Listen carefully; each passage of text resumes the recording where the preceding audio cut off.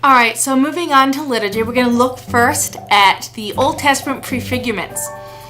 So in Ravenna, a town in northern Italy, there's a couple of 7th century mosaics, one in the church of St. Apollonare, and it has Melchizedek, Abel, and Abraham. There's also another basilica in that same town.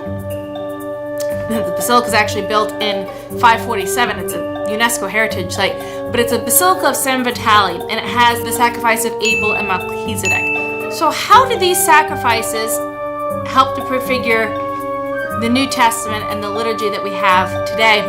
And one, think about the Roman canon that hopefully you're hearing on a regular basis, right? And it's, be pleased to look upon these offerings with a serene and kindly countenance, and to accept them, as once you were pleased to accept the gifts of your servant, Abel the just, the sacrifice of Abraham, our father in faith, and the offering of your high priest Melchizedek, a holy sacrifice, a spotless victim.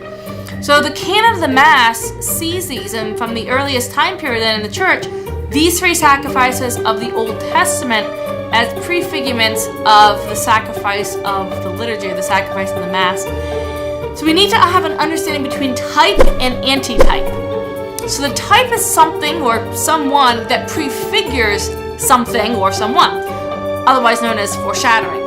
So we see this, usually Old Testament has the type or the foreshadowing of what's known then as the antitype or the fulfillment.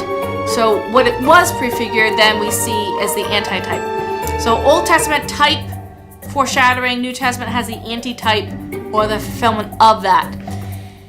And so the type and antitype, they're not inherently connected. They're actually independent of each other. You don't have to understand the fulfillment in order to understand the type, but the type helps you to understand the fulfillment. So a likeness must somehow exist. They're not entirely independent of each other. There has to be some type of physical or moral similarity. But of course, the fulfillment in the New Testament is always greater. Now, if we look first at the sacrifice of Abel, why is Abel's sacrifice so important? Well, first, there is actually two sacrifices at this point in time, Abel's and Cain's. But Abel's sacrifice is accepted, Cain's is rejected. But why would Cain's sacrifice be rejected?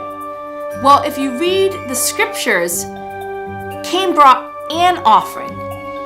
So it's often seen that he was disrespecting God, just bringing, well, this is a requirement here, I'll bring you the bare minimum.